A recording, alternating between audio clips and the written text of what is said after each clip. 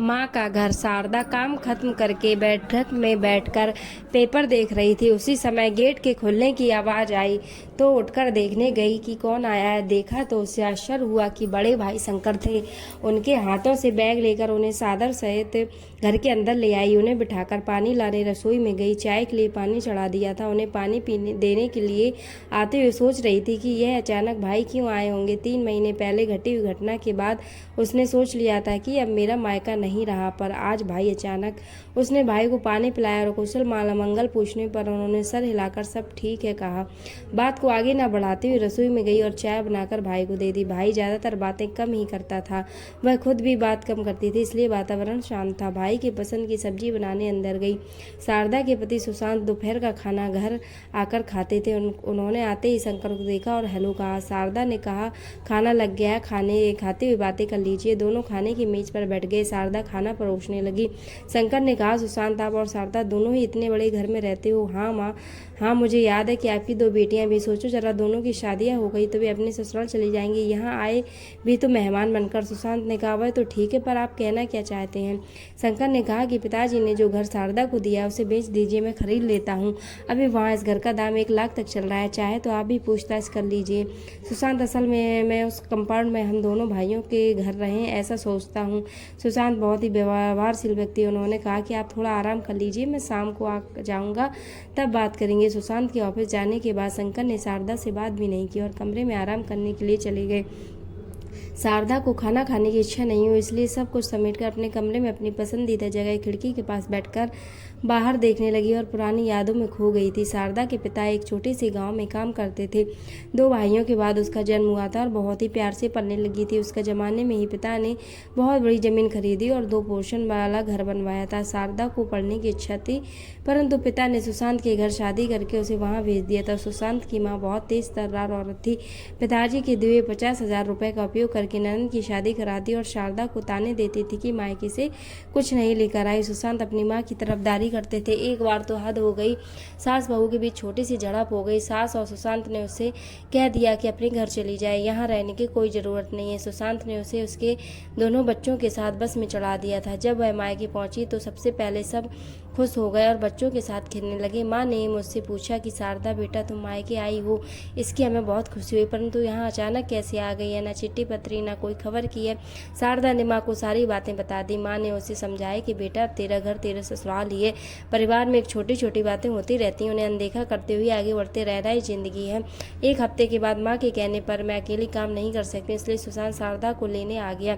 शारदा बच्चों को लेकर उसके साथ वापस जाने लगी तो माँ ने सब कुछ जानते हुए फिर से समझा दिया था कि अब वही तुम्हारा घर है। कुछ समय पश्चात सास ससुर की मृत्यु हो गई थी। शारदा ने भी सालों में चुप्पी साध ली थी, क्योंकि मायके में अब माँ नहीं रही। पिता को देखने के लिए कभी कभी चली जाती थी। विजय छोटा भाई है जिसकी नौकरी शहर में लग गई थी, उसने अपने घर को किराए पर दे दिया था। बड़ा भाई शंकर के साथ पिता रहते थे। उन्होंने रिटायर होने के बाद पीछे जो जगह थी वहाँ 2 कमरों का एक घर बना दिया था। सबने सोचा कि दोनों लड़कों के लिए घर है, फिर एक घर क्यों बनाया, उन्होंने जवाब नहीं दिया था। 3 महीने पहले की बात थी कि शारदा के बड़े भाई ने उसे खबर भेजी कि पिताजी की तबीयत बहुत खराब है, तुम्हें याद कर रहे हैं, जल्दी से आ जाओ। शारदा ने पति को पिता के बारे में बताया और अकेले ही मायके चली गई। वह जैसे ही पिता के घर पहुंची तो जैसे पिता उसका ही इंतजार कर रहे थे, उसको देखा और कुछ इशारों में कहना चाहा। बड़े भाई ने कहा कि आप निश्चिंत रहिए, आपके बाद भी शारदा यहाँ आती जाती रहेगी। पिताजी की उम्र हो गई थी, उनकी मृत्यु उसकी आंखों के सामने ही हो गई थी। 12 दिन कैसे बीत गए पता नहीं चला। सारे रिश्तेदार चले गए, सिर्फ दोनों भाभीियों के मायके वाले ही रह गए थे। मैं भी अब जाना चाहती थी। शारदा ने भाभी से कहा कि मैं भी चलती हूँ। भाभी ने खाने की चीज़ें बांधी जो शारदा की बेटियों को पसंद है। अभी वह अपनी अटैची लेकर निकलने ही वाली थी कि बड़े भाई ने पीछे से पुकारा, शारदा रुक जाओ, कल चले जाना। शारदा को समझ में नहीं आया कि आज क्या है। कुछ ही देर में बड़ा भाई किसी को साथ लेकर आया और घर में सबको एक जगह बैठने के लिए कहा। जब बच्चे आकर बैठ गए, बहुओं के मायके वाले बाहर खड़े होकर अंदाजा लगा रहे थे कि शंकर वकील को साथ लेकर आया है, क्या होने वाला है। वकील ने सभी बच्चों के समक्ष एक सील किया हुआ कवर निकाला और सबको पढ़कर सुनाया कि पीछे जो नया घर बनाया हुआ शारदा के नाम पर है, जायदाद के नाम पर यह बड़ा घर आप दोनों के नाम, माँ के जेवर तीनों को बराबर बांटा गया है। वकील के जाते ही बहुओं ने शारदा को ताने मारना शुरू कर दिया कि शादी के समय सब कुछ दे तो दिया था। शंकर ने पीछे वाले घर के पेपर शारदा के हाथ में रख दिया और कहा, थोड़े दिनों में जेवर भी भेज देंगे। शारदा घर से बाहर आ रही थी, किसी ने उससे बात नहीं की। शारदा की लड़कियों के ये भाभी ने जो कुछ भी बनाया था उसे देना वे भूल गई थी शायद। इस घटना को घटे 3 महीने हो गए और आज शंकर उनके घर आया है।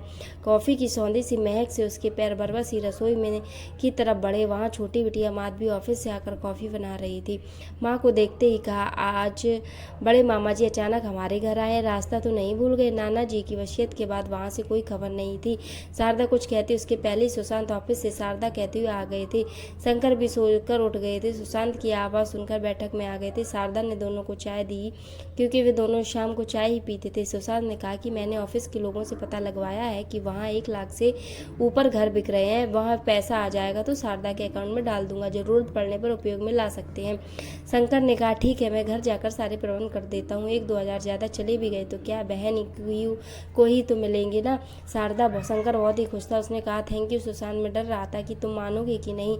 माधवी अंदर कमरे से आई और कहा, घर माँ के नाम पर है, नाना जी ने दिया है। आप दोनों को नहीं लगता कि उससे भी एक बार पूछें कि वह क्या चाहती हैं? मायका माँ घर माँ नहीं है और ससुराल का घर माँ का नहीं है। उसे काटते हुए सुशांत ने कहा, माधवी यह घर माँ का ही तो है। वाह पापा, जब हम छोटे तो आपने माँ को यह कहकर नाना के घर भेज दिया था कि यह घर तुम्हारा नहीं है। वहाँ नानी ने बताया कि यह घर तुम्हारा नहीं है बेटा, ससुराल ही तुम्हारा घर है। आज जब उनका घर है तो आप उनसे बिना पूछे उसे बेचने की बात कर रहे हैं। आज की लड़की माधवी ने माँ की तरफ मुड़कर कहा, माँ जहाँ ज़रूरत है कुछ तो बोल दिया करो, आप चुप कैसे रह सकती है? मामा जी और पापा वह घर है, माँ का है, वह नहीं बेचेंगी। माधवी की बातें सुनकर शारदा की आंखें खुशी से चमक गईं और आंखों से खुशी के आंसू आ गए और उसने हाँ में सर हिलाकर अपनी मर्जी बता दी। शारदा ने मन ही मन सोचा कि हाँ, अब शारदा का घर नहीं बिकेगा।